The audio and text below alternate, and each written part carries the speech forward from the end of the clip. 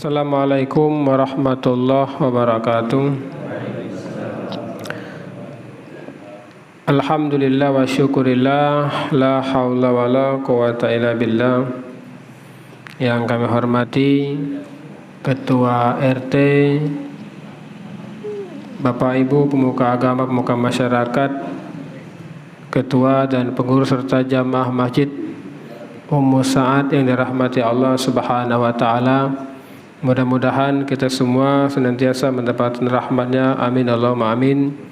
Juga akhinal kiram Ustadz Rewi Hildi yang menjadi wasilah bertemunya silaturahmi kita di tempat yang mulia ini. Mudah-mudahan kita semua dipanjangkan umur oleh Allah Subhanahu wa taala, dimurahkan rezeki kita dan bisa berjumpa dengan bulan suci Ramadan, bulan yang sudah kita nanti-nantikan. Amin Allahumma amin. Baik, yang pertama, tak hentinya kami marilah kita senantiasa bersyukur kepada Allah Subhanahu wa taala.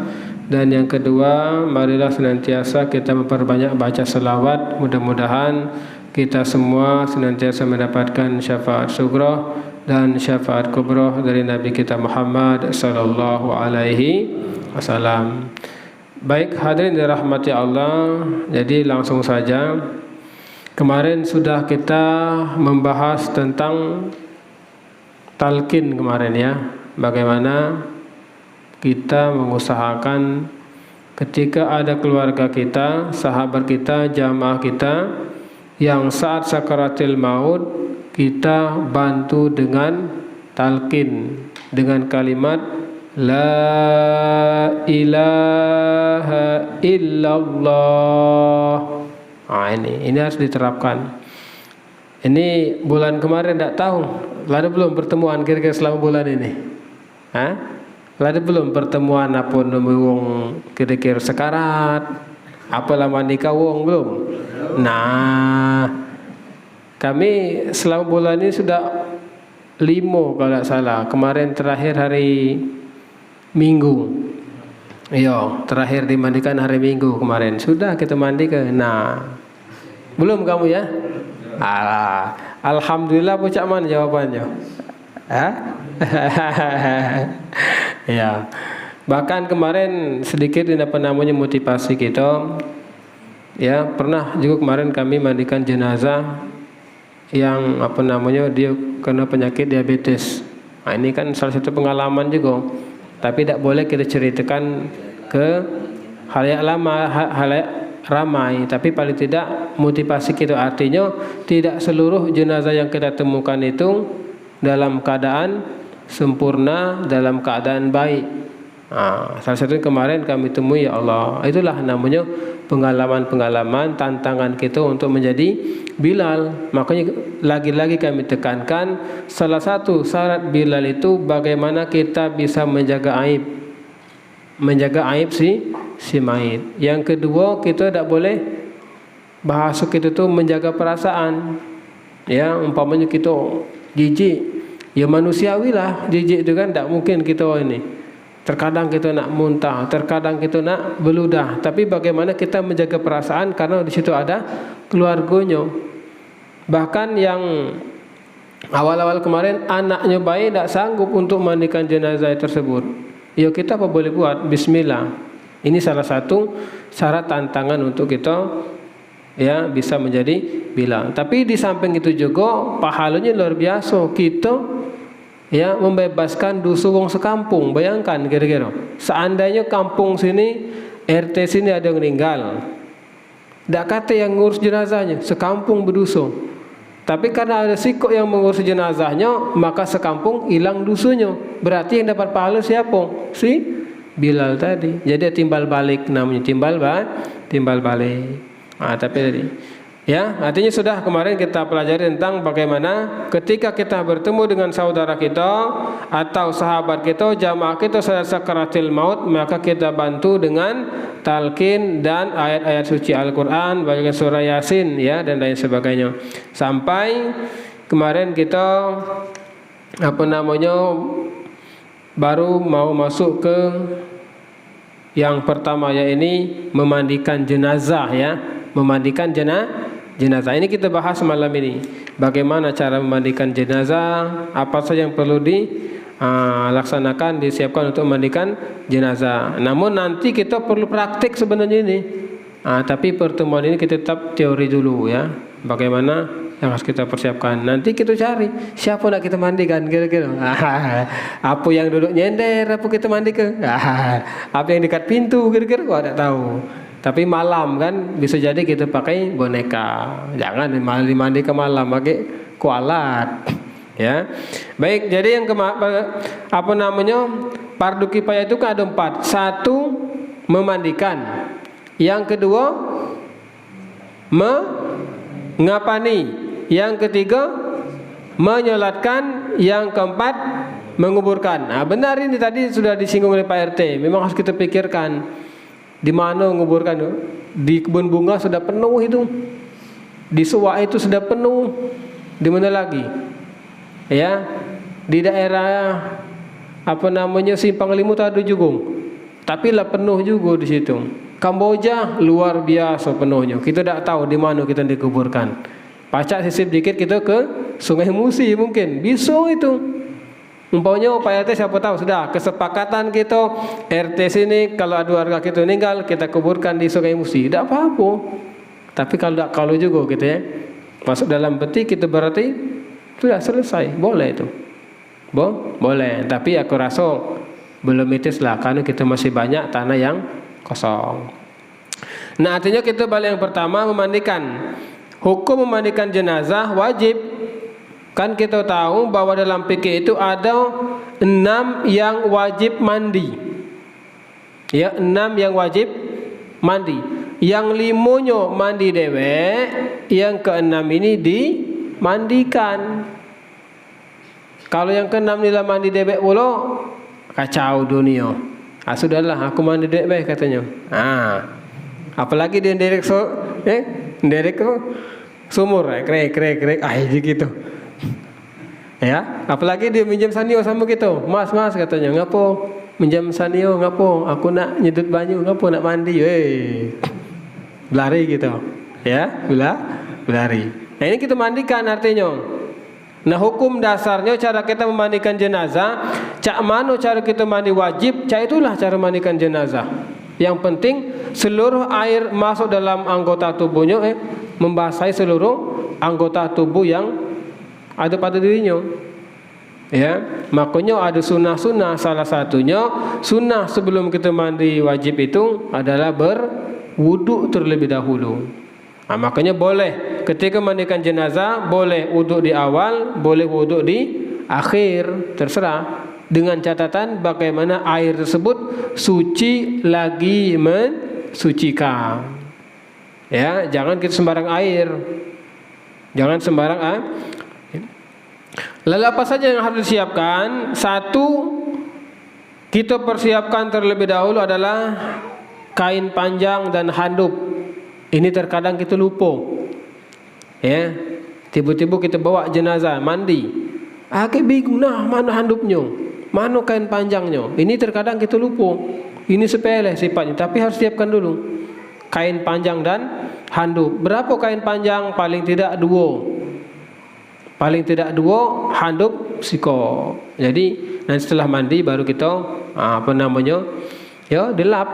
Cak mana cara kita mandi biar baju kita dah basah badan gitu kan. Tuh. Yang kedua yang harus kita persiapkan untuk mengangkat si mayit, yang gotong si mayit itu bukan sembarang wong. Ya memang kalau kita jenguk mudah tinggal gotong baik, tapi ada yang kuat, ada yang tak kuat. Kalau yang ragu-ragu tak usah. Ya, tak usah kalau yang ragu-ragu. Karena beda antara orang sudah meninggal dengan orang yang masih hidup, beda beratnya. Contoh, kami ini berat badan 45 kami ini Pak.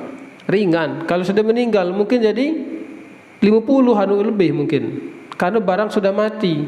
Benda sudah mati. Sama cak batu. Batu itu kalau kita angkat dalam air ringan, tapi ketika sudah di daratan berat.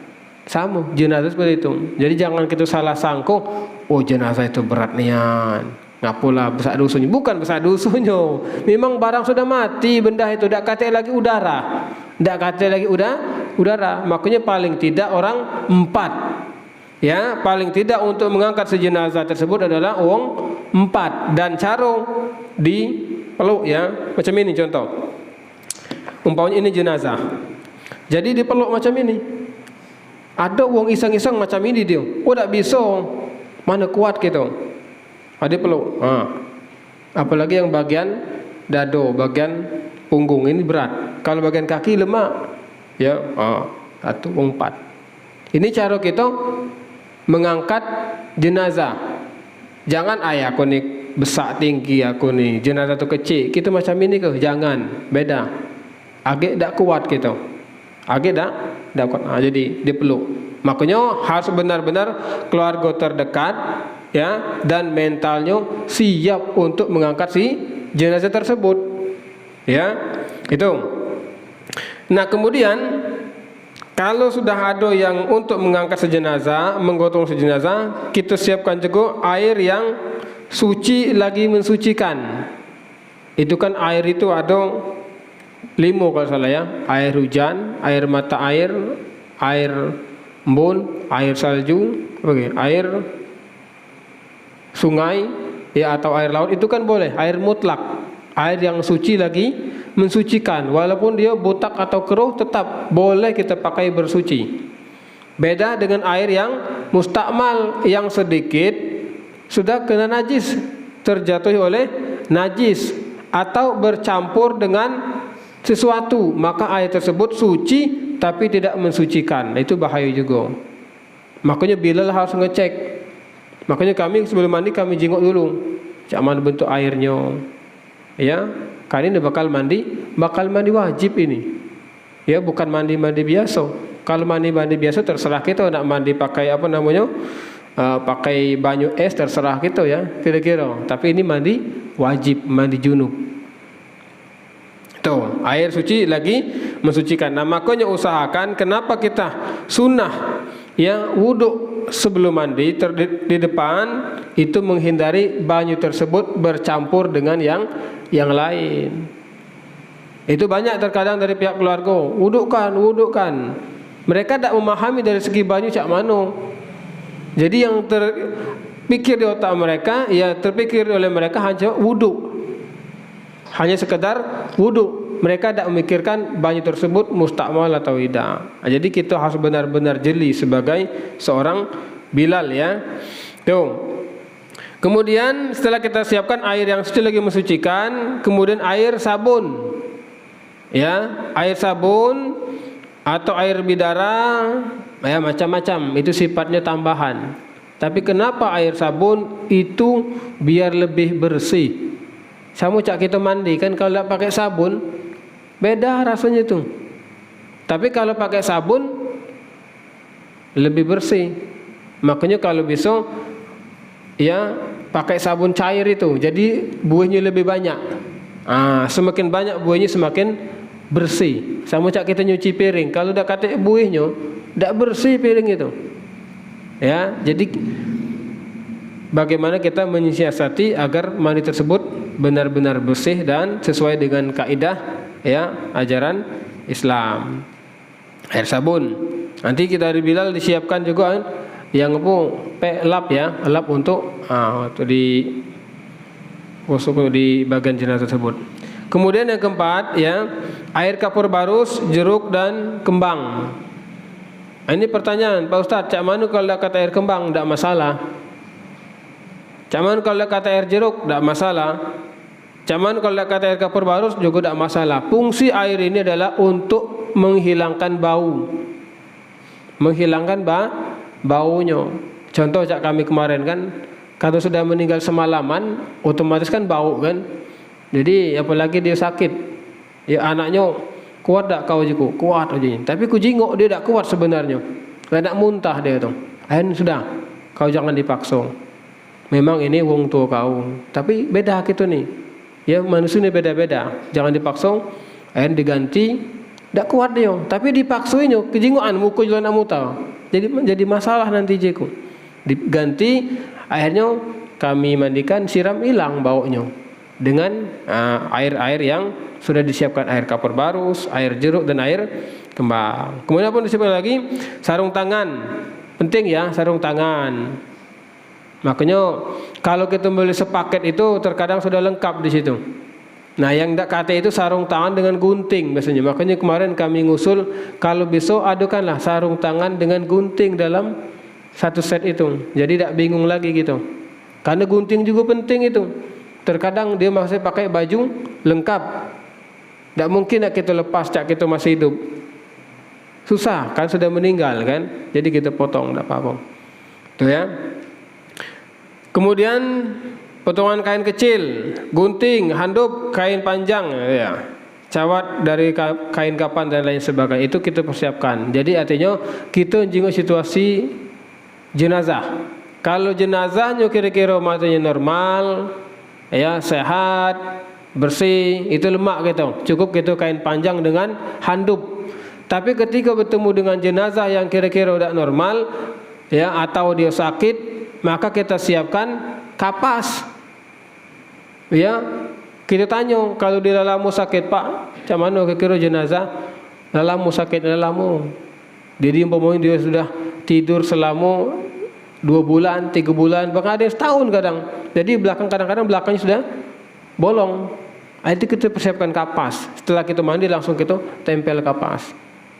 Ya, cak kami kemarin kan kakinya sudah na'udzubillah ya, sudah agak bonyok. Jadi setelah mandi langsung kami balut dengan kapas. Nah, itu biar tidak netes, kemudian menghilangi rasa bau. Kain kapas, ambil minyak wangi sudah langsung. Itu kan salah satu strategi kita untuk menghilangkan fitnah. Menghilangkan fitnah itu yang penting-penting untuk disiapkan untuk memandikan jenazah. Namun pada dasarnya ya, hukum mandikan jenazah itu adalah fardu kifayah, dan cak mana cara kita mandi junub, cak itulah cara mandi jenazah. Tinggal banyak ada wong tuh pakai cucur air 9, ada pakai selawat, itu terserah. Jangan kita perdebatkan masalah itu. Yang bisa alhamdulillah, yang tidak bisa ya sudah. Jangan pula kita jadi gara-gara kita tidak bisa itu laju tidak dimandikan, ya itu jadi masalah. Ya. Kemudian siapa yang berhak dan cara mandikannya? Orang yang diwasiati. Yang pertama yang berhak itu orang yang diwasiati. Contoh, ya, Fulan, kalau aku meninggal dunia, kau tolong mandikan aku ya. Ya uji gitu. Tapi berwasiat jangan sikok. Jangan cuman berwasiat dengan kita dewek. Berwasiat juga dengan keluarganya. Karena kalau wasiat tempat sikok, apa wong percaya? Contoh, cak kami kan di situ ada jamaah kami. Pak Ustaz, ngapung? Agak kalau aku mandi Pak Ustaz, ini wasiat, tolonglah Pak Ustaz, Pak Ustaz yang mandikan yang ngurus jenazahku. Jago Pak, wasiat kamu kuterima, tapi tolong berwasiat juga dengan keluarga kamu.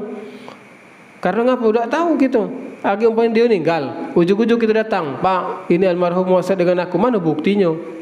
Tidak kati. Nah, itu. Jadi ketika sudah diwasiat kepada kita, maka kita juga harus siap ya. Kemudian orang tuanya. Jadi kalau yang meninggal anaknya, maka wong tuanya yang utama ini, yang utama. Kemudian kalau wong tua yang meninggal, maka anak-anaknya. Makanya kalau besok kita sebagai seorang anak, usahakanlah. Itulah cara kita memandikan orang tua kita terakhir. Terakhir itu. Kalau sudah dibungkus dengan kain kapan, sudah dimasukkan dalam keranda, sudah dikuburkan, sudah tinggal ngayal gitu. Menghayal pengen ketemu lagi dengan wong tua. Tidak baca lagi. Usahakanlah kita melok mandikan jenazahnya. Ya, yang mana kita bisa. Nah, makanya ya kalau kami Bilal itu biasanya setelah kami urus pemandiannya secara sempurna, baru kita panggil siko-siko keluarganya. Ayo, kalau ada keluarganya, anak-anaknya atau saudara-saudaranya yang ingin memandikan, silakan. Minimal mereka segayung-sayung jadilah memandikan itu. Jadi kita harus benar-benar mensiasati sebagai seorang Bilal. Jangan kita egois, sudah biarlah aku, tidak usah lagi, jangan, tidak boleh. Jadi kita tengok. Kalau keluarganya banyak, tidak apa-apa, sabar baik gitu. Biarlah, paling kita arahkan. Kalau banyak cukup sekali-sekali bayo. Baca selawat Allahumma sholli ala sayyidina Muhammad wa ala ali sayyidina Muhammad. Kalau anaknya yang bagus baca Rabbighfirli wa li walidayya warhamhuma kama rabbayani shaghira. Itu. Kemudian atau orang yang ahli di bidang mengurus jenazah, ya Bilal. Ya Bilal. Nah, makanya kalau bisa seandainya ya, di sini ada yang sudah meninggal dunia, usahakanlah bapak-bapak sekalian yang sudah belajar, jangan takut salah, tidak berani dewean berdua, satu orang penakut tambah satu orang penakut maka menjadi setengah berani. Aku tidak berani dewean, tambah sikok lagi, jadi kalau ditambah 2 lagi 4, setengah berani tambah setengah berani maka menjadi satu orang berani. Wah, keren juga kita kalau macam itu, berempat tak apa-apa, royongan. Memang mental itu. Lagi mandi belit dia. Ngapa kita aja gitu. Kacau ini. Ya macam-macam orang meninggal, ada yang matanya lead ya, ada yang tidak, ada yang mangap, macam-macam. Namanya meninggal dunia kan. Yang penting kita husnuzon baik, jangan kita buruk sangka. Nah, ini apalah dijingoknya. Tidak usah mikir-mikir macam-macam. Pikirkanlah yang terbaik untuk orang yang sudah meninggal. Makanya ketika selesai disolatkan, wahai jamaah, kita saksikan bahwa jenazah orang yang baik, dengan keluarga baik, dengan warga baik. Jangan pula gitu, tidak baik dia tuh. Jangan. Ya, jangan, tidak boleh macam itu, egois gitu. Tempat kami pernah, mohon maaf, tidak pernah ke masjid kami. Tidak pernah nian. Ketika meninggal ke masjid dia datang. Baik. Uji jamaah macam mana? Tidak apa-apa, baik jago dia itu. Belum sempat baik. Itu. Jadi jangan pernah kita seuzon ya, buruk sangka. Jadi kita harus baik sangka ya. Tuh. Jadi artinya ketika kita sudah diamanahi untuk mengurus atau memandikan si jenazah, maka kita terima dan lakukan sesuai dengan kemampuan kita. Kalau kita benar-benar tidak siap, panggil ahlinya, panggil Bilalnya. Dan si Bilal tidak boleh egois juga, ajaklah keluarganya, ya. Tuh. Namun untuk kita ahli musibah keluarga, ingat jangan pernah kita ikut campur terlalu dalam. Jangan terlalu banyak ngatur. Pening Bilal. Terkadang tuh ada orang datang tiba-tiba ngatur ini. Kalau sudah serahkan dengan Bilal, serahkanlah sepenuhnya. Yakinlah gitu. Jangan ibarat samucak layang-layang. Awaklah lepas, tapi ditarik lagi, lepas lagi. Pening layang-layang itu. Nanti apakah aku nyuji layang-layang? Aku nanti lepas ke apa ditarik ujinya? Sama Bilal juga cak itu. Ya, kalau sudah Bilal, aku yakin sepenuhnya dengan kamu, silakan. Terserah, baik buruk kita yakin. Jangan pernah kita melok ngatur. Pening pala Bilal, ya. Macam itu. Nah, kemudian apalagi setelah kita persiapkan ya, itu namanya persiapan sebelum mandi. Setelah mandi atau akan mandi, yang kita persiapkan setelah niat. Nawaitu ghusla, ya bacaannya nawaitu ghusla lihazal mait fardu kifayah lillahi ta'ala. Nawaitu ghusla, ya, nawaitu ghusla lihazal mait fardu kifayah lillahi ta'ala. Itu. Jadi kalau kita mandi dewek, nawaitu rafa'al hadasil akbar kan, anjami'il badani lillahi ta'ala, ini kita dewek. Ini wong lain kita mandikan. Nawaitu ghusla lihazal mait, ya fardu kifayah lillahi ta'ala. Jadi artinya sengaja aku memandikan ini mayit, ya, menghilangkan hadas besar atau fardu kifayah karena Allah Subhanahu wa ta'ala. Sudah selesai. Ya. Niat pertama. Kemudian memandikan jenazah sama dengan seperti kita mandi junub. Ya, sebelum dimandikan dibersihkan semua kotoran-kotorannya yang ada di tubuhnya. Jadi makanya sela-sela jari, di selangkangan atau di bagian-bagian yang kira-kira rawan kotor itu benar-benar kita bersihkan. Ya, makanya harus benar itu pakai lap ya. Kita ini. Tuh. Nah, kemudian yang jadi perdebatan bagian perut. Ini sering bahasanya merdon apa ya? Mereka sekarang ditekan-tekan terlalu kuat. Itu kita ambil dulu antara ya negatif dengan positifnya. Kalau besarlah negatifnya, lebih baik tidak usah kita paksa-paksa. Karena ngapa? Bagian dalam bukan bagian kita. Ini terkadang kita ini kalau egois juga, ditekan-tekan. Apa ujung-ujungnya? Keluar kotorannya. Susah. Karena barang benda sudah mati, ketika sudah buka tidak bakal menutup lagi. Nah ini akan bakal jadi masalah. Apa yang terjadi? Merembes terus, basah terus dia. Makanya yang bagian dalam tidak usah kita pikirkan. Jangan kamu meninggal kita bayado dalam-dalam. Ya jangan kita paksa yang bagian dalam. Atau kalau seandainya haruskan seperti itu, siapkan kapas tadi.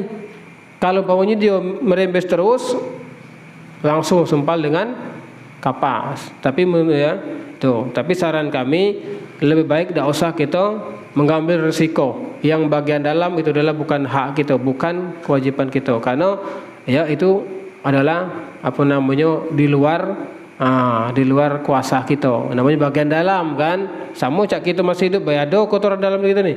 Makanya perut kita ini diibaratkan dalam hadis itu dengan kotak sampah. Kotak sampah perut kita nih. Masuk kalau nasi masuk, bakso masuk, apa lagi kira-kira? Ya, gorengan masuk, apa lagi? Asap rokok masuk, apa lagi kira? Masuk kalau numpuk jadi sikok. Kotak sampah berarti kan? Kita bawa kemana-mana. Bawa ke masjid, bawa ke pasar, bawa ke kondangan. Itulah kotak sampah gitu nih. Ya, apalagi orang sudah meninggal. Jadi jangan terlalu dipaksa. Ya. Itu. Kemudian berwudu dengan sunnah-sunnahnya. Ya tadi. Ya, usahakan sebelum mandi kita wudukan. Kemudian dimulai dari kepala. Ya, dari umpamanya ini jenazah. Ya, katakanlah jenazah, kita ini jenazah ya. Ini katakanlah jenazah. Di sini kepalanya. Jadi kita ambil air pakai apa? Pakai gayung ya. Allahumma sholli ala sayyidina Muhammad wa ala ali sayyidina, dari kepala sampai ke ujung kaki. Terus ini awal ya, 3 kali ya. Kemudian baru kita siram dengan air yang benar-benar bersih dan siram dengan air sabun. Nah baru yang keluarga yang melok mandi baru mereka mengusap atau di sela-sela biar cak mano caranya biar bersih. Ya, kita Bilal mengarahkan. Tuh. Memang bagusnya praktik sebenarnya ini biar lemaknya. Ya, kapan-kapan kita praktiknya napu kita pakai boneka. Jadi, ya biar dia basah. Agak kan saat mandikan jenazah itu ada yang dipangku. Ada yang pakai tempat mandi itu kan. Itu. Jadi kalau dia mangku berarti disiapkan juga paling tidak 4. Kalau 5 kebanyakan susah. Ya paling tidak 4. Kalau 3 takutnya keberatan. Lama itu tuh. Nak dibalik sano, ya. Nak peluk pulau. Jadi lama. Apalagi jenazah yang gemuk umpamanya. Nah, kalau digemuk usahakan pakai alat mandi baik, jangan kita pangku. Dikhawatirkan kita tidak kuat. Ya. Tuh. Kemudian lalu sebelah kanan hingga ke kiri hingga ke kaki, begitu juga di belakangnya. Makin tadi dibalik, ya. Jadi benar-benar bersih. Nah, itu sekilas tentang cara-cara atau yang kita persiapkan sebelum kita memandikan jenazah. Nah, ini mungkin berikutnya nanti kita bakal mengapani. Ini sebenarnya tidak perlu banyak materinya masalah mandikan. Mengapani tidak perlu banyak, dikit ya. Yang banyak ini menyolatkan, yang agak banyak menyolatkan jenazah.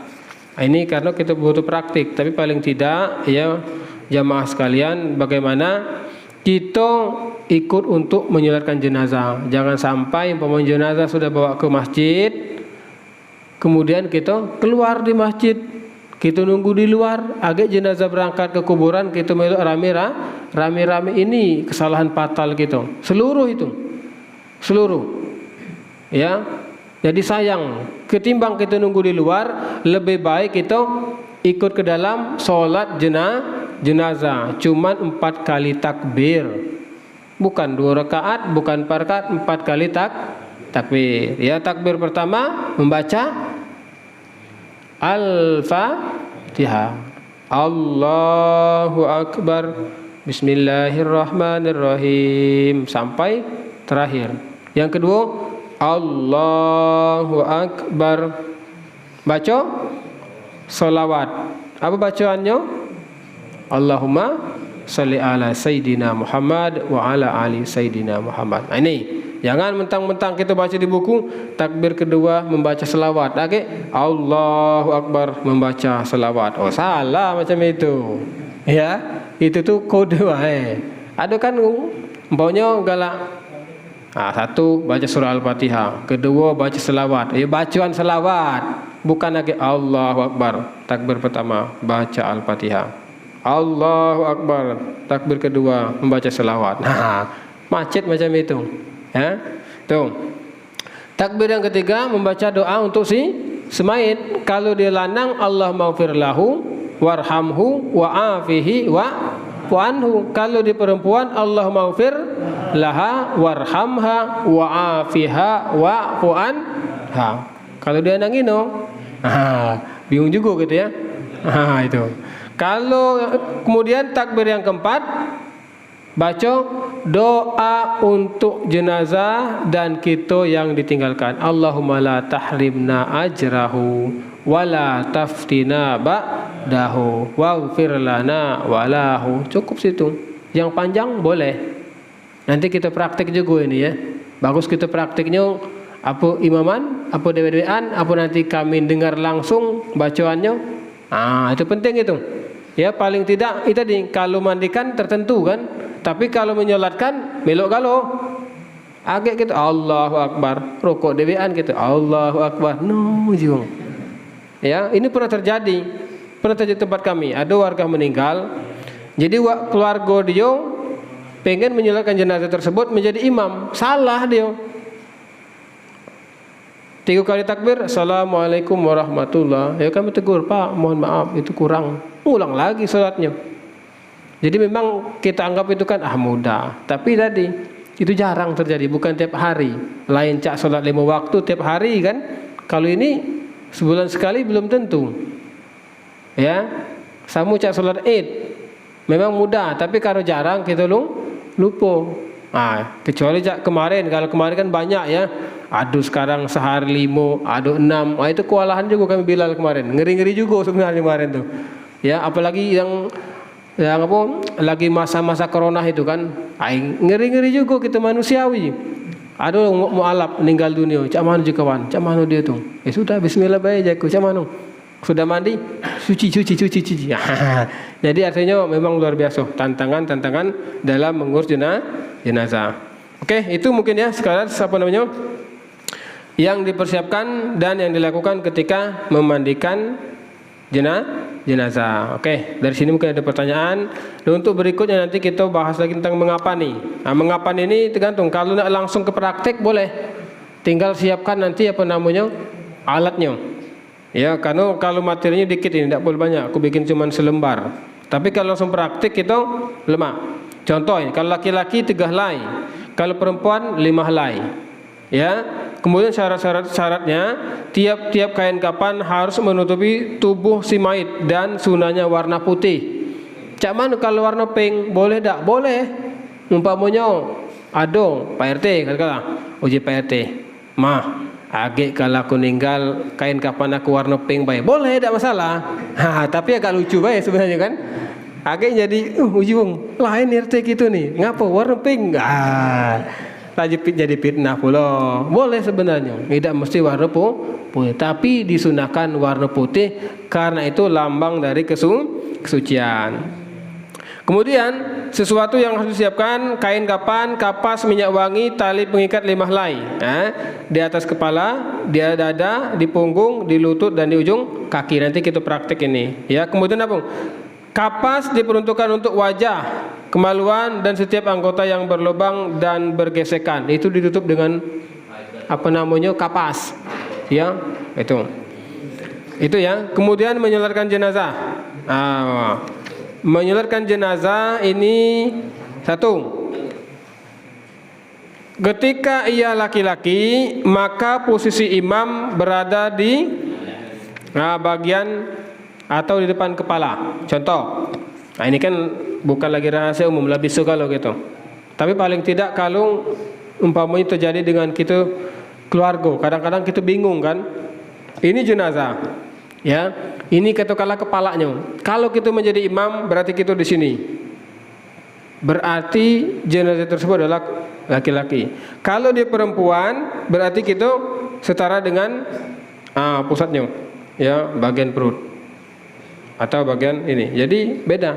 Oh, berarti makmum tahu berarti yang disolati itu adalah jenazah perempuan.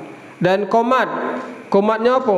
As-salatu ala hazal maitil hadir. Kita di sini galak sambung. Komat Idul Fitri, komat Idul Adha, komat jenazah, sama galau kita di sini. Iyo di Palembang nih. Tapi kalau kita kasih tahu kadang-kadang mereka agak merontak juga. Beda sebenarnya. As-salatu ala hazal maitil hadir itu untuk lanang.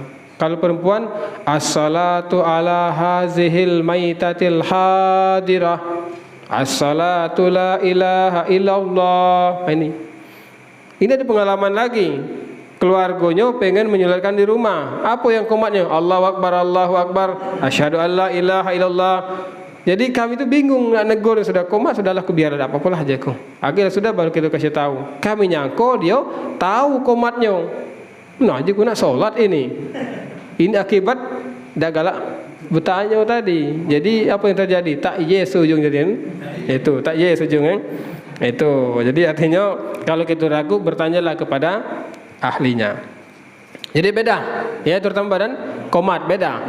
Jingok kalau rata-rata kita ni sama. Komat jenazah sama dengan komat Idul Fitri. As-salatu jami'ah, as-salatu jami'ah. Memang kalau kita tak tahu, melok-melok baik kita sama cak kita. Amin. Amin. Tapi orang yang tahu, no, dah jambung ini. Sama cak kata kalau wong baca Quran. Ketika umpamanya acara meninggal dunia musibah, kita tahu yang dibacanya. Apalagi ada korek kita tahu. Oh, ini benar. Terkadang dia terlewat sampai ke masalah haji, tak nyambung lagi itu.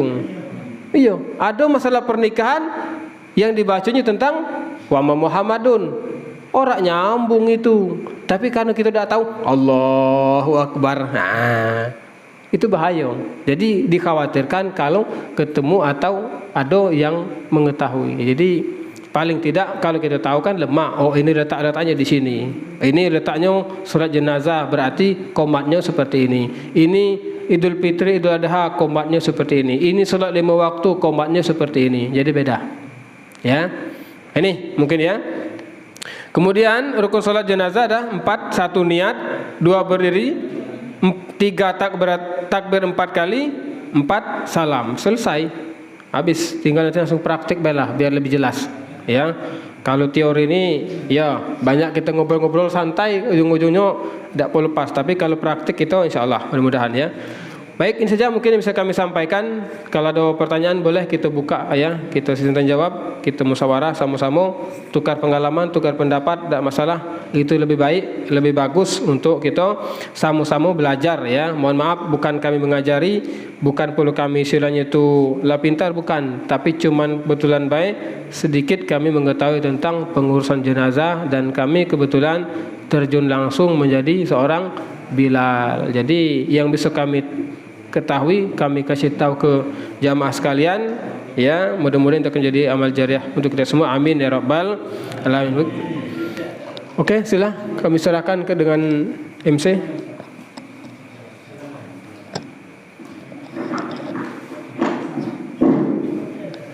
Nanti kita akan buka sesi tanya jawab. Untuk persiapan kami siapkan dulu mic ya.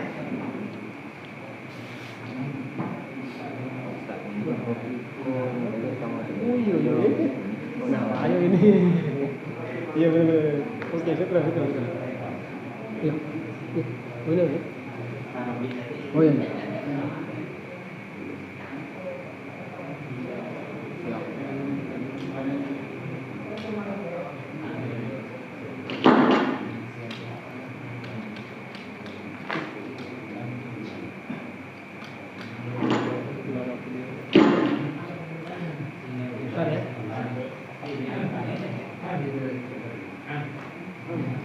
Baik, ini ada pertanyaan satu.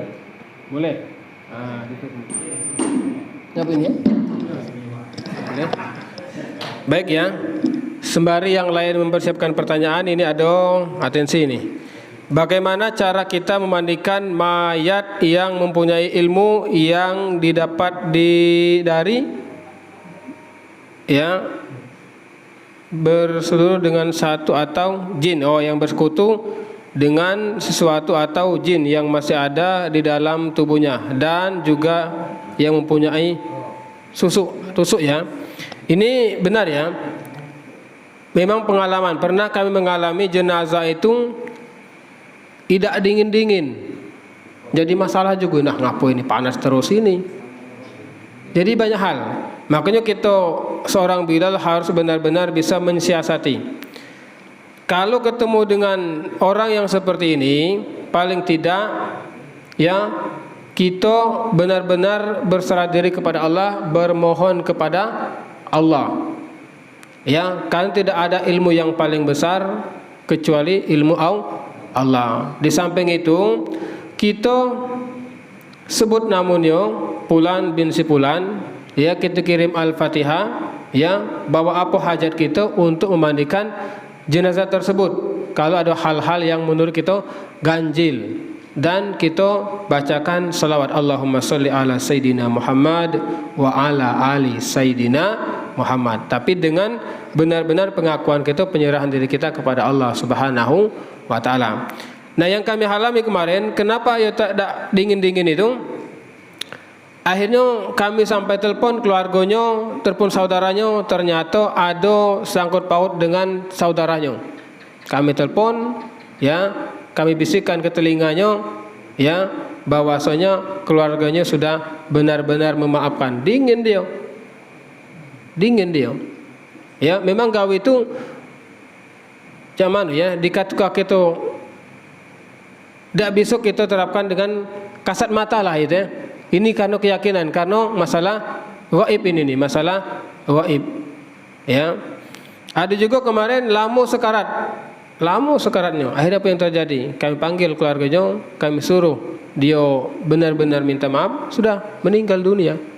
Itu. Jadi artinya kalau ketemu dengan yang mempunyai ilmu seperti ini, paling tidak ya kita bermunajat kepada Allah Subhanahu wa taala, mohon perlindungan, kita kirim Al-Fatihah untuk si mayat tersebut, ya, bacakan Allahumma sholli ala Sayyidina Muhammad wa ala ali Sayyidina Muhammad. Itu ya. Oke. Yang lain silakan.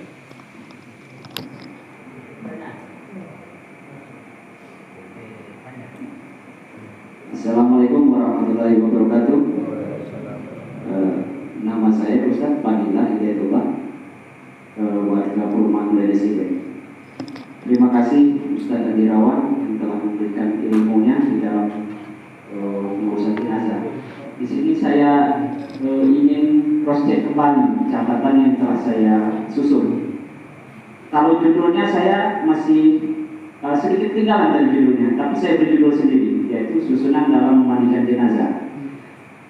Mohon dikoreksi nanti Ustaz, apakah catatan saya ini ada yang terlewat atau ada yang salah. Yang pertama, ada niat seperti bunyinya adalah nawaitu husla lihadzal mayyit fardu kifayah lillahi ta'ala. Yang kedua, membersihkan bagian-bagian anggota badan yang bahasa saya yang tersembunyi, seperti selangkangan, sela-sela jari, dan yang lainnya, yang kalau bahasa daerahnya lepitan. Nah, ada pula tambahan di dalam itu, kalau menekan perut itu lebih baik dipertimbangkan kembali. Kemudian setelah itu wudhu, jenazahnya diwudhui, ya? Iya, diwudhui.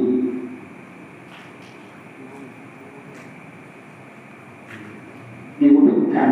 Kemudian menyiram jenazah dengan gayung yang diawali dari kepalanya hingga ke ujung kaki, lalu dibaca sholawat Nabi.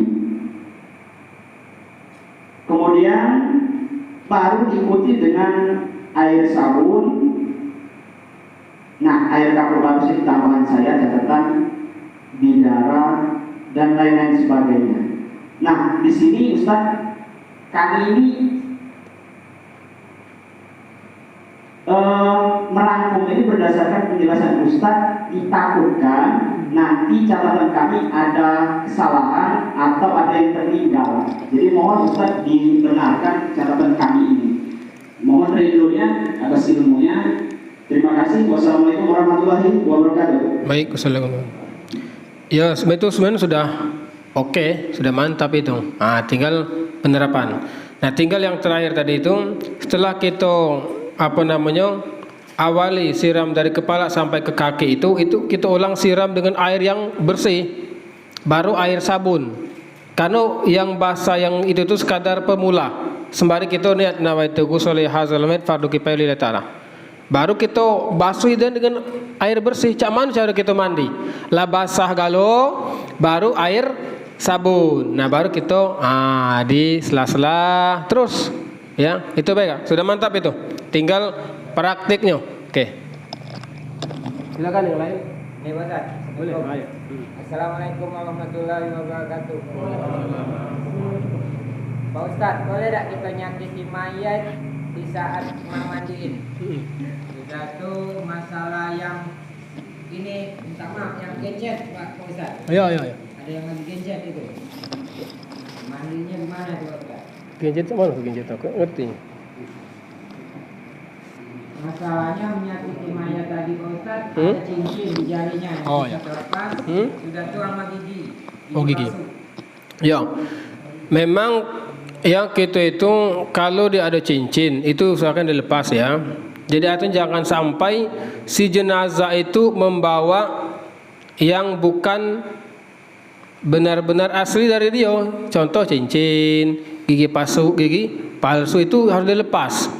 Tapi kalau seandainya memang tidak bisa nian, ya sudah, jangan kita paksakan. Kita tawakal. Yang penting kita sudah ikhtiar. Itu sifatnya. Kalau sudah kita ikhtiar tidak bisa nian, ya sudah, kita tawakal kepada Allah Subhanahu wa taala. Tidak boleh kita menyakiti si jenazah. Umpamanya kita paksa-paksa, tidak boleh, jangan. Jenazah sama macam kita. Makanya ada diibaratkan ketika jenazah itu kita mandikan, itu mereka itu merasa sakit sebenarnya. Mereka itu merasa sakit karena apa? Ketika ditarik nyawanya itu sakitnya luar biasa. Sakit luar biasa. Cuman kita baik tidak bisa mendengar. Kalau kita bisa mendengar, na'udzubillah min zalik, apa yang kita rasakan? Ya, jadi kita mandikan jenazah, cak mana cara kita mandi ketika kita masih hidup, tidak boleh kita sakiti. Tapi kalau ada cincin, gigi palsu, itu usahakan dilepas dulu. Tapi kalau tidak bisa nian, ya sudah, kita tawakal kepada Allah Subhanahu wa taala. Oke, ya. Yang satu lagi tadi, gencet Ustaz. Gencet. Iya. Macam mana gencet? Aku tak paham juga. Hah? Lengket Pak Ustaz. Oh, lengket. Dalam laki-laki itu. Oh. Kita memandinya itu gimana itu Pak Ustaz? Agak bingung juga ya. Sebenarnya kalau dia macam itu, satu yang ini mikrofonnya dalam ini. Oh, dalam ya? Agak. Iya. Jadi kalau dia macam itu, yang pertama kita panggil dulu ahlinya lah. Itu kan biasanya terus terang ya, itu kan bisa dilepas ya. Dilepas ya, dipisahkan kan itu. Karena tidak boleh mereka berdua sampai ke tempat mandi bahkan alam kubur, tidak boleh. Otomatis menyakiti Pak Ustaz. Kalau keadaan darurat, tidak mungkin motong kan. Ada cara lain, makanya kita panggil ahlinya tadi. Apa dari dokter, apa dari apa kan dioperasi kan bahasanya kan bahasa mereka tuh. Tapi kalau memang tidak bisa nian, tadi tugas kita manusia ikhtiar. Ya, kalau ikhtiar kita tidak berhasil, lama semaksimal mungkin, baru kita tawakal kepada Allah. Itu artinya jangan dulu kita langsung ambil tindakan bukan ahlinya, ya. Jadi kita panggil dulu tenaga medis ya. Oh, mereka ada bisunian ini sudah. Kalau ada bisun tawakal kita kepada Allah Subhanahu wa taala. Itu kayak. Oke. Ya benar kan? Ya benar itu. Kita tidak tahu namanya perjalanan kan?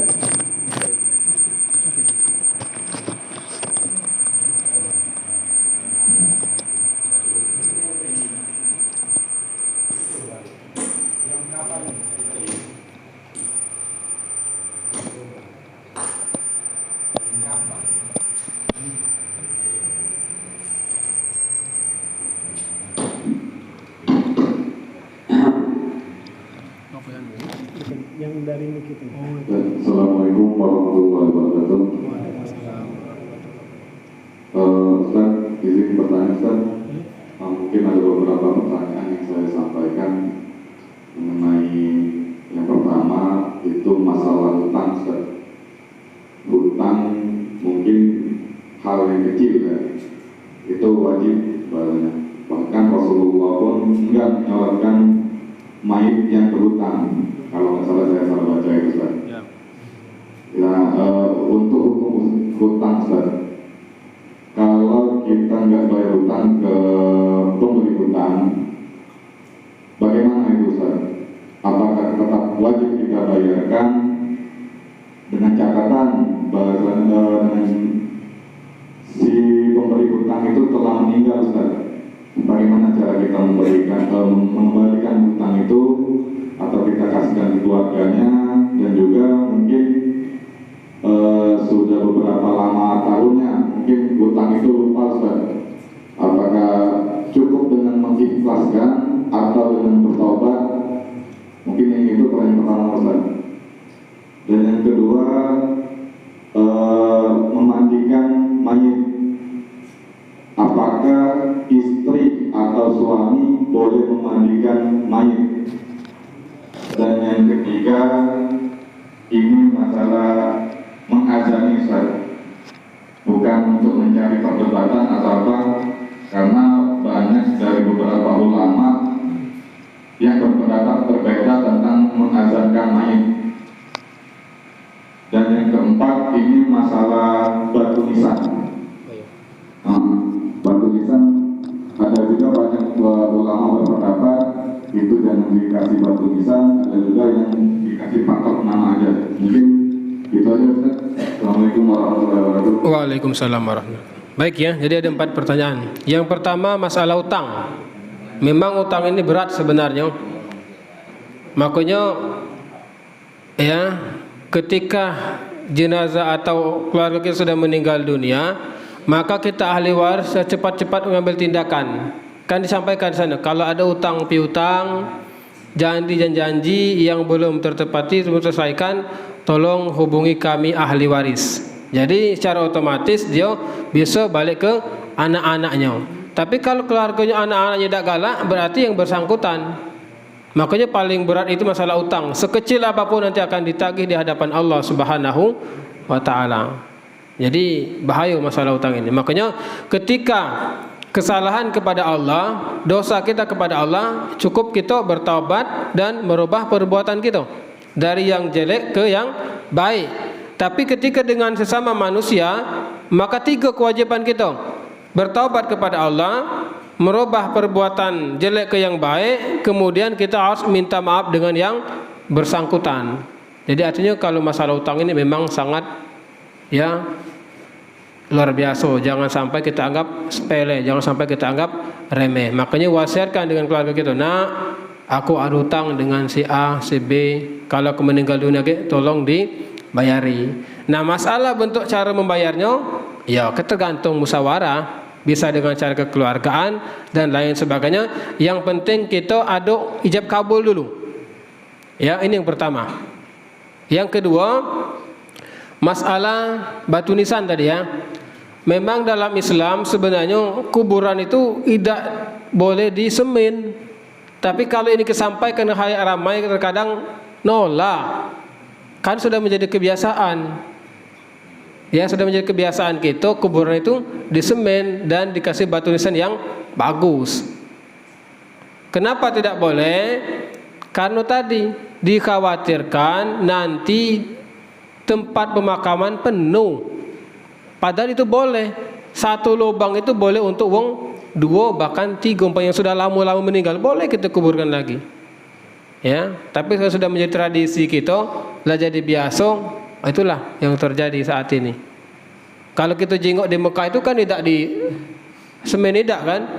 Cuman kita baik terkadang sudah seperti itu. Kecuali di tanah kita pribadi boleh, silakan. Itu yang pertama. Yang kedua, kita waspada juga ketika menyemen kubur itu yang tulisan-tulisan Allah Muhammad itu. Ya, niat kita bagus sebenarnya. Harapan kita itu kan mudah-mudahan tawasul kita dengan tulisan Allah Muhammad itu, ya mudah-mudahan ahli kubur mendapatkan maghfirah syafaat dari Rasulullah. Tapi apa faktanya di lapangan itu banyak diinjak oleh para pengantar jenazah. Kadang diinjak, kadang diduduki itu. Jadi harus benar-benar kita pertimbangkan antara positif dengan negatifnya. Ya, ini masalah apa namanya? Yang kedua tadi. Yang ketiga tadi masalah apa? Lupa ini. Azan. Masalah azan ini ada wong tu berpatokan dengan hadis ya, utlubul ilma minal mahadi ilal lahdi. Jadi belajarlah ilmu dari buayan sampai ke liang kubur, liang lahat. Awal kita lahir diazankan, belajar kita mendengar kalimat asyhadu an la ilaha illallah wa asyhadu anna muhammadar rasulullah. Sampai kita sudah di liang lahat, sudah dikubur, kita diazankan seperti itu. Ada mereka yang tidak berpendapat, mereka tidak setuju, ya tidak masalah, silakan. Ini sifatnya tidak perlu wajib. Makanya lagi-lagi jangan kita perdebatkan yang sifatnya bukan wajib. Kalau di sunnah boleh dilakukan, boleh tidak. Mubah apalagi, terserah. Makanya kita jengok situasi. Kalau umpamanya di sini dibiasakan azan, lebih baik kita melok azan untuk menghindari fitnah. Kalau di sini tidak biasa azan, tidak usah, tidak apa-apa, tidak masalah. Kita menghindari fitnah. Agar yang terjadi, nah ngapu jadi ini. Jadi ujung perpecahan antara kita di masyarakat. Nah itu kayak. Oke, yang keempat apa tadi? Apakah boleh istri atau suami memandikan? Oh ya, yang memandikan jenazah ya, memang diutamakan keluarga terdekat. Kalau dia umpamanya anak yang meninggal, maka wong tuanya. Tapi diusahakan yang sejenis kelamin yang sama, lanang, betina. Tapi seandainya yang meninggal bininya, yang ingin memandikan lakinya, boleh, tidak masalah.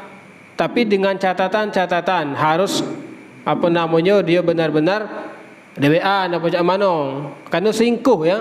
Kalau umpamanya dia mandikan bininya, dia anaknya melok pula, aku rasa tidak leluasa. Makanya lebih baik kita serahkan. Kalau dia perempuan, serahkan ke perempuan. Kalau yang lanang, serahkan ke yang lanang. Tinggal nanti terakhir si Bilal harus pandai-pandai, suruhlah dia nyiram terakhir. Nah, sudah kita mandikan. Ayo yang melok, mana lakinya, mana bininya, mana anaknya. Dapat kalau kayak nyiram, tidak apa-apa. Tapi ketika lagi mandi itu kan benar-benar, ayo mohon cara mandilah. Benar-benar yang bagian selangkang itu dibersihkan kalau singkuh gitu kan. Contoh cak kami kemarin, mak kami meninggal, aku dah kalau ikut campur, kuserahkan kepada Bilal dan ayuk kami, uruslah. Ini masalah perempuan, karena kita ada batasan-batasan antara laki-laki dan perempuan. Jadi kita lemahlah legowo jiwong ya. Jangan kita umpamanya egois, ini mak aku sayang dengan mak. Itu jangan. Itu kayak. Oke, baik. Yang lain silakan.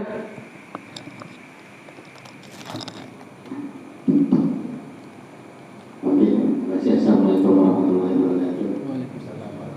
Mungkin kata Pak Hadir tadi itu utangnya pemerintah. Utangnya pemerintah mungkin ada utang apa? Utang di bank misalnya, atau utang pajak motor yang lama tidak dibayar, kupo ini. Mungkin seperti itu juga. Kan lupa kan selain kalau lama tidak dibayar kan, apakah itu masuk dalam usaha dalam tidak. Oke, terima kasih. Melanjuti seperti yang apa dikatakan Pak RT tadi bahwa kita penting mencari bahan makan di terdekat daripada kita. Dari ungkapan Pak RT tadi, saya timbul pertanyaan, Pak Ustaz, karena pernah pengalaman, karena ada seseorang yang merantau di Palembang dan dia meninggal di Palembang, tetapi dia berwasiat minta kuburkan di dusun. Jadi timbullah perdebatan di antara keluarga, macam cara mayat ini. Apa kena mandi ke di Palembang, apa nak mandi ke di dusun. Kalau nak mandi ke di Palembang, katanya takutnya kaget dari kapan ini maksudnya kan, berjalan bermobil, tergoncang-goncang, jalan rusak, segala macam itu takutnya ada kotoran lagi yang keluar, Pak Ustaz. Nah, dengan kejadian itu apakah timbul ada kotoran di si mayat tadi secara sudah dikafani, apakah itu sah atau bagaimana Pak Ustaz? Mohon pencerahan. Terima kasih. Assalamualaikum warahmatullahi wabarakatuh. Waalaikumsalam. Baik ya, jadi memang terkadang kita itu ketika meninggal di rantauan pengen balik ke dusun lagi. Itu banyak, apalagi daerah mana itu sudah jadi apa tradisi ya. Sudah jadi apa? Kalau balik, kalau meninggal aku nak dikubur di dusun. Itu boleh. Tapi kita juga situasi, ya, juga kondisi. Kalau memungkinkan silakan. Kalau tidak memungkinkan jangan. Yang kedua, kalau seandainya memang benar-benar tak dikuburkan di dusun, lebih baik kita mandikan di Palembang. Karena kita tidak tahu di perjalanan juga. Apakah kita yakin sejam sampai? Apa kita yakin 2 jam sampai? Kita tidak tahu ke depannya. Dikhawatirkan agak itu terhambat juga dengan fardu kifayah berikutnya. Kecuali kalau dekat, umpamanya di sini ke Indralaya kan dekat, tak boleh jauh. Contoh cak kami kemarin mandikan jenazah, ini termasuk Densus 88 kemarin. Tidak tahu kalau di polisi itu. Lah tahu ketika sudah meninggal dunia. Itu nak dibawa ke Jambi. Ya, jadi kami mandikannya pagi-pagi jam 6 sudah kami mandikan, dibawa ke Jambi ke Muara Bungo.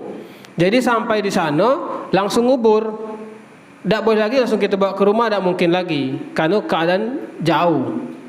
Nah, kalau seandainya di perjalanan ada kotoran yang keluar, ya sudah kita bersihkan semampu kita baik. Tak pula dibongkar lagi.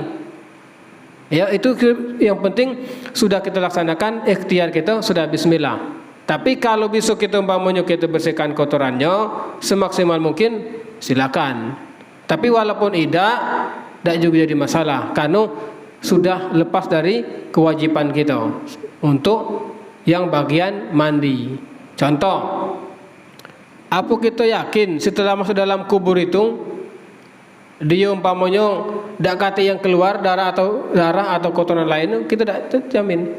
Tapi paling tidak fardu kifayahnya sudah selesai itu sebenarnya. Ya. Jadi lebih baik kalau jauh mandikanlah di Palembang, tapi kalau dekat ya jenguk situasi. Ya. Tuh. Jadi kalau dikeluar kotoran ketika di jalan, maka bersihkan semampu kita. Tak perlu nak kita mandikan ulang. Oke, baik.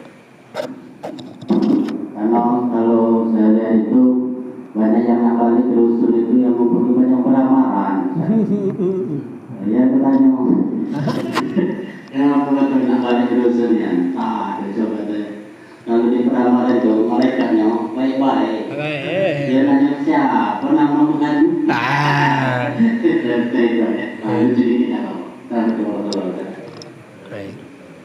Oke, silakan. Ayo. Assalamualaikum warahmatullahi wabarakatuh. Ada Pak Ustaz yang mayat yang tidak dimandikan Pak Ustaz. Umpamanya dalam perang. Ya. Tidak dimandikan ya Pak Ustaz. Ada nggak Pak Ustaz? Oh ya, itu namanya mati syahid ya. Jadi syahid terbagi dua. Ada syahid dunia akhirat, ada syahid dunia.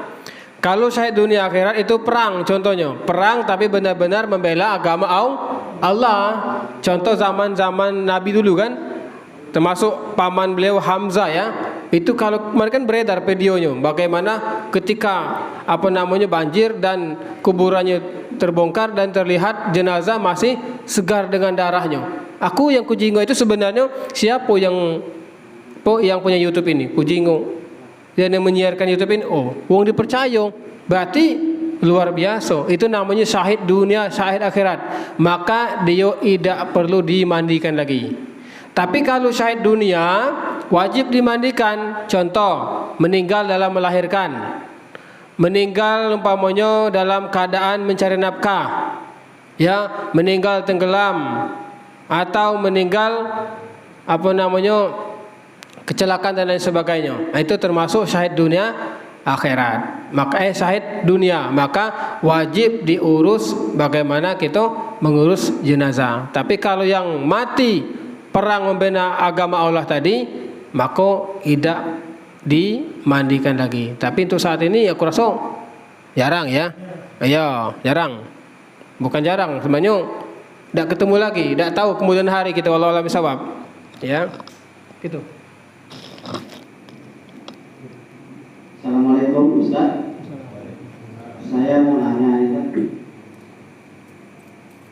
Katanya ada jam-jam yang tidak diperbolehkan memandikan mayat dan mensolatkan mayat. Apa benar itu Ustaz jam-jamnya? Kalau boleh itu jam berapa dan kalau tidak boleh jam berapa itu? Ya. Masalah perdebatan itu sebenarnya bukan hal baru lagi, terutama menyolatkan. Ya, kalau memandikan dak kate, itu dak kate perdebatan. Tinggal kita jengok situasi. Kalau malam umpamanya, aku rasa kurang pas ya. Lebih baik tunggu besok, kecuali tidak dikuburkan malam, silakan dimandikan, tidak masalah. Tuh. Tapi kalau masalah menyolatkan, ini banyak perdebatan ketika selesai sholat asar, banyak perdebatan itu. Karena mereka beranggapan tidak boleh sholat setelah sholat asar, dan mereka tidak memahami padahal di situ kecuali ada sebab. Yang tidak boleh itu sholat yang sifatnya sunnah mutlak. Contoh yang ada sebab, kita masuk masjid, ya boleh, walaupun kita sholat setelah sholat asar, karena kita menghormati masjid. Boleh kita menyolati jenazah walaupun sudah asar, sebabnya ada jenazah. Itu baik sebenarnya. Memang perdebatan ini luar biasa. Tinggal bagaimana kita menyikapinya, ya. Jadi kalau masalah mandi tidak kate, istilahnya ada waktu-waktunya tidak kate. Tapi kalau masalah sholat memang benar jadi perdebatan. Tapi intinya boleh sholat jenazah ba'da sholat asar ataupun ba'da sholat subuh.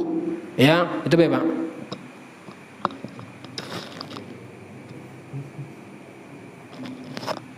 Yang kalau masih ada 2 pertanyaan lagi nih kita batasi ini nih. Boleh. Assalamualaikum warahmatullahi wabarakatuh. Yang saya tanyakan ya, ini Ustaz. Pertama, kalau misalnya ada keluarga kita yang meninggal sore kan, nah, terus nginep dulu kan di rumah kan, apa yang kita lakukan dulu dengan si mayit tersebut. Kedua, kalau kita memandikannya besok kan, otomatis kan kaki banyak kan, nah, itu bagaimana cara menemukan Ustaz? Ya. Assalamualaikum warahmatullahi wabarakatuh. Waalaikumsalam. Baik ya, jadi kalau dia umpamanya matinya sore, otomatis kan besok. Jadi nginap di rumah kita. Apa yang kita perbuat? Perbanyak doa. Terserah kita. Doa kita nak melalui pembacaan surah Yasin, membaca Al-Quran, selawat, terserah. Intinya bagaimana kita membaca ya kalimat-kalimat thayyibah yang kita hadiahkan kepada almarhum atau almarhumah. Itu yang pertama. Dan yang kedua, kalau jenazah itu keras, memang ini sering kita temui. Pada dasarnya kalau sudah meninggal dunia pasti keras. Tapi terkadang bisa juga kita lembutkan satu dengan bacaan selawat. Kita bisikkan di telinganya, sebut namanya Fulan bin Sipulan, ya, mohon izin, pengakuan kita Al-Fatihah. Baru kita Allahumma sholli ala Sayyidina Muhammad wa ala ali Sayyidina Muhammad. Kita usapkan di bagian tangan dan lain sebagainya. Itu terkadang langsung lembut. Tapi terkadang juga lah kita coba tak juga lembut. Ngapo? Ingat, kalau kita baru sekali belum tentu. Sama cak kita berjalan, semakin banyak kita berjalan lewat jalan itu, semakin hafal. Sana lubang, sana bukan lubang, ya. Di sana ada pingkulan, di sana ada tanjakan. Sama. Semakin sering kita baca seperti itu, semakin mantap. Yang kedua, apalagi ditambah lagi dengan cara kita dusun itu teh, ya, diusap dengan teh. Teh yang bubuk teh kan. Kemudian teh itu dikasih minyak sayur ya. Sekarang susah minyak sayur. Sayang, ya, ya jangan coba-coba sekarang kamu ngambil minyak sayur di belakang, pacak marah yang rumah. Minyak sayur susah katanya. Kamu pakai untuk menggunakan jenazah, jangan ujungnya marah hanya jadi perang dunia ujung-ujungnya. Jadi fungsi minyak sayur itu untuk melengketkan teh itu baik, ya, untuk melengketkan teh boleh itu kita coba, ya. Jadi insya Allah mudah-mudahan tawasul kita seperti itu. Tapi jangan ini karena teh bukan, tapi tawasul kita karena mudah-mudahan Allah redohi sehingga bisa lembut ya. Maka itu. Pernah dengar kan? Kalau kita mayat minum kan, kita perutnya kita tekan di buku mandinya kan. Ya. Terus pas dia datang kan kita gerak-gerakin tiap jam tangannya. Ya. Nah, kita gerak-gerak itu balik-balik ke kebiasaan perkampung masing-masing ya. Ada jujur baik, ada dikasih gunting di belakang. Macam-macam. Tapi kalau kami mikir seperti ini, dikhawatirkan. Ingat, syirik itu sangat halus. Ya, syirik sangat halus sebenarnya. Dikhawatirkan ke situ larinya. Jadi lebih baik kita berhati-hati. Kalau bisa, ya sudah bismillah baiklah. Kita ambil hukum dasar ketika orang sudah meninggal dunia pasti keras. Tapi kita ikhtiar dulu lembut itu kan. Kita lembutkan dengan cara-cara Islami, ya. Umpamanya tadi baca selawat, kita ambil ambil teh, kemudian kita pakai minyak sayur kita lengketkan di bagian tangan dan lain sebagainya. Ada juga dikasih gunting, terserah silakan. Nak dikasih gunting di bawah tempat tidurnya terserah. Yang penting jangan sampai merusak iman, itu baik ya. Jangan sampai umpamanya gara-gara ini lembut, jangan. Karena syirik itu sangat halus. Kalau kita bisa menjaga iman, ya sudah bismillah baiklah. Itu baik, ya. Oke. Nah, kalau masalah umpamanya setiap jam kita macam ini kan, jangan. Sudah meninggal itu biarlah. Agak dia dewek katanya. Agak sisip dikit sini katanya. Nah, cak mana kira-kira. Jadi biarlah, tidak apa-apa lah. Agak biarlah Bilal yang mengatasinya. Kalau dia kaku, Bilal yang mengatasinya. Keras. Bilal lagi yang bakal mandikan si Bilal. Kemudian bakal mengapani si Bilal. Mereka punya cara tersendiri dari masing-masing. Cara mengatasi ketika jenazah sudah terlalu kaku, ya. Oke, ada sekolah lagi? Boleh. Terakhir ini. Assalamualaikum warahmatullahi wabarakatuh. Waalaikumsalam. Sedikit pertanyaan dari saya. Terkait pemindahan jenazah. Mungkin pemindahan jenazah itu banyak paling lama mungkin sudah berulang. Ya. Itu kita pas pindahin dimandiin ulang dan kapannya gimana?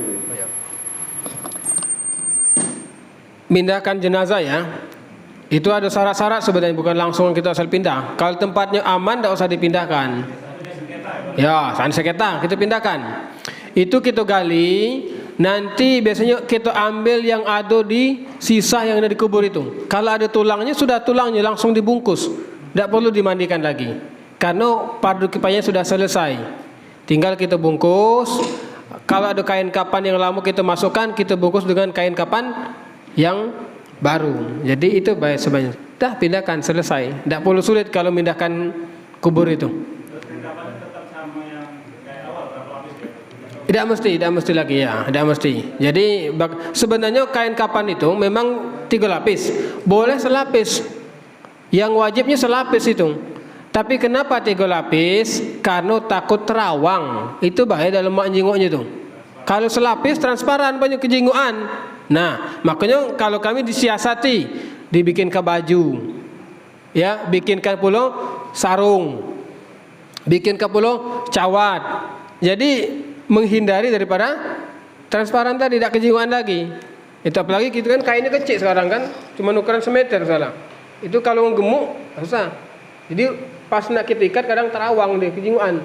Makanya kalau siasat dipakai tadi, insya Allah tidak. Ya, jadi kalau yang mindahkan tadi tidak mesti nak 3 lapis, boleh yang selapis dan tidak perlu nak banyak-banyak nian. Asal umpamanya dia dikit, sudah dikit baik. Ya, jadi tinggal kita sesuaikan baik itu. Ya, oke, selesai ya. Habis ya, habis aja nih. Terima kasih kepada Ustaz Andi. Alhamdulillah semuanya terakhir pertanyaan kita sudah berakhir dari Bapak Pinsa ya. Terima kasih banyak. Saya selaku pemimpin pengajian dari Masjid Jami Musaat mengucapkan terima kasih banyak kepada Pak RT sudah berkenan hadir. Jadi kami mengimbau kembali, insya Allah Pak RT dan seluruh jemaah kita nanti di sesi ketiga kita praktek. Jadi kita pertemuan pertama sekali, kedua kita teori, pertemuan ketiga insya Allah nanti mungkin kita praktek masalah mandi dulu mungkin sekali ya. Nanti insya Allah kita akan beli bonekanya. Atau misalnya ada yang bersedia, boleh kita praktek.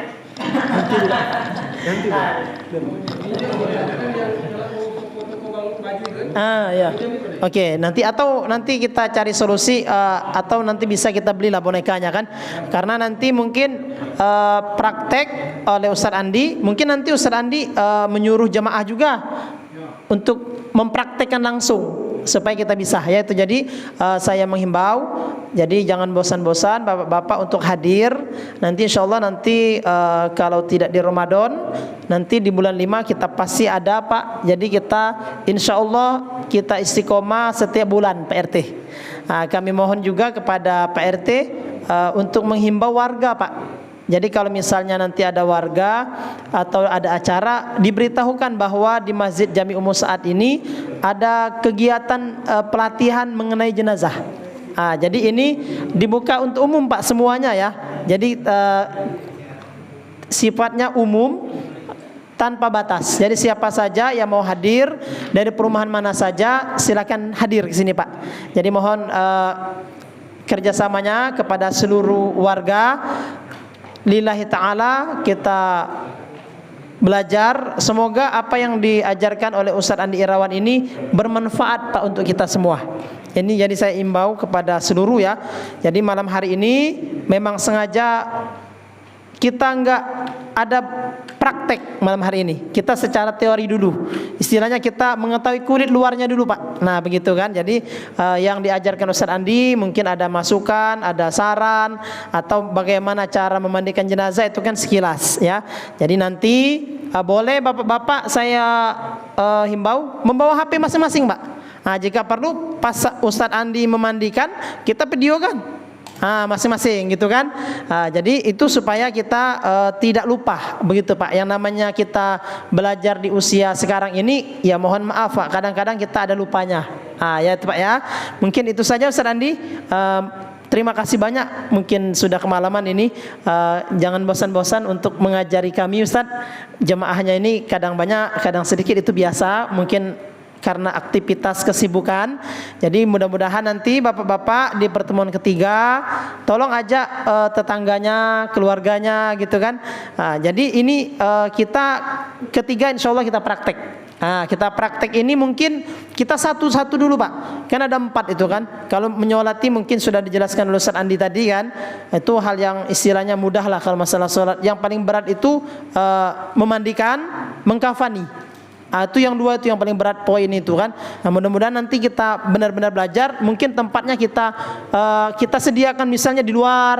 Nanti minta tolong bantuannya. Di sini ada orang tua kita Bapak Yusuf Kobra, alhamdulillah beliau hadir malam hari ini. Ada juga Pak Makmun. Terima kasih Pak ya. Mudah-mudahan nanti Pak diblokkan nanti di pertemuan ketiga bisa hadir. Jadi itu saja mungkin dari saya. Mohon maaf apabila ada salah kata, mungkin penempatan yang kurang baik atau acaranya terlalu malam, saya mohon maaf. Mudah-mudahan kita semua dirahmati Allah Subhanahu wa taala. Wassalamualaikum warahmatullahi wabarakatuh. Waalaikumsalam warahmatullahi wabarakatuh. Alhamdulillah kegiatan rangkaian demi rangkaian acara kita sudah lalui, dan untuk acara penutup yaitu doa. Kami mohon kepada Pak Ustadz Andi Irawan untuk doa penutup. A'udzu billahi minasyaitonir rajim. Bismillahirrahmanirrahim. Alhamdulillahirabbil alamin. Wassalatu wassalamu ala asyrafil anbiya'i wal mursalin wa ala alihi wa sahbihi ajma'in. Allahumma shalli ala sayidina Muhammad wa ala ali sayidina Muhammad ya zal jalali wal ikram. Allahumma ij'al hadzal majlisan ya Allah majlisan mubarakan wa ba'da hazi tafarraqan ma'suma. Allahumma ighfir lana dzunubana wa dzunuba abaina wa ummahatina wa lil muslimin wal muslimat wal mu'minin wal mu'minat bi rahmatika ya arhamar rahimin. Allahumma inna nas'aluka ilman nafi'an wa amalan maqbulan wa rizqan katsiran thayyiban mubarakan fi. Allahumma barik lana fi sya'ban ya Allah wa ballighna Ramadan wa ballighna Ramadan wa ballighna Ramadan. Rabbana atina fid dunya hasanah wa fil akhirati hasanah wa qina azabannar. Subhana rabbika rabbil izzati amma yasifun. Assalamu alal mursalin walhamdulillahi rabbil alamin. Taqabbalallahu minna wa minkum. Minna wa minkum taqabbal.